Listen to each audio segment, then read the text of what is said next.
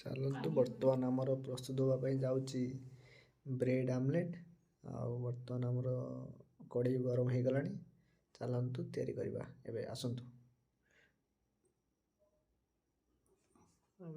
ବର୍ତ୍ତମାନ ଆମର ମାନେ ଅଳ୍ପ କିଛି ପ୍ରସ୍ତୁତ ହେଇଗଲା ବ୍ରେଡ଼୍ ଆମଲେଟ୍।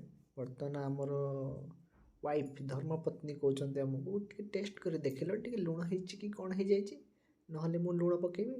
କିନ୍ତୁ ଆମ୍ଭେ କହିଲୁ ଦେଖିଦେବା। ବର୍ତ୍ତମାନ ଦେଖନ୍ତୁ ପ୍ରସ୍ତୁତ ଚାଲିଛି ଗରମା ଗରମ ଅଣ୍ଡା ଆମଲେଟ୍। ଆସନ୍ତୁ ଖାଇବା ଆଉ ଆପଣଙ୍କୁ ଟେଷ୍ଟ କରି ଦେଖିବା ଯେ କେମିତି ଲାଗୁଛି। ଚାଲନ୍ତୁ ଦେଖିବା। ଦେଖନ୍ତୁ ଆମର ବର୍ତ୍ତମାନ ପ୍ରସ୍ତୁତ ହେଇଯାଇଛି ଅଣ୍ଡା ଆମଲେଟ୍। ଆଉ ଯଦି ଆପଣଙ୍କୁ ଏମିତି ଭିଡ଼ିଓ ଦରକାର ତାହେଲେ ଆମକୁ ଲାଇକ୍ କରିବେ, କମେଣ୍ଟ କରିବେ ଆଉ ଜଣେଇବେ। ଆଉ ରେସିପି ଦରକାର ଥିଲେ ଆମକୁ ଜଣେଇବେ, ଆମେ ଆପଣଙ୍କୁ ନିହାତି ଦେବୁ।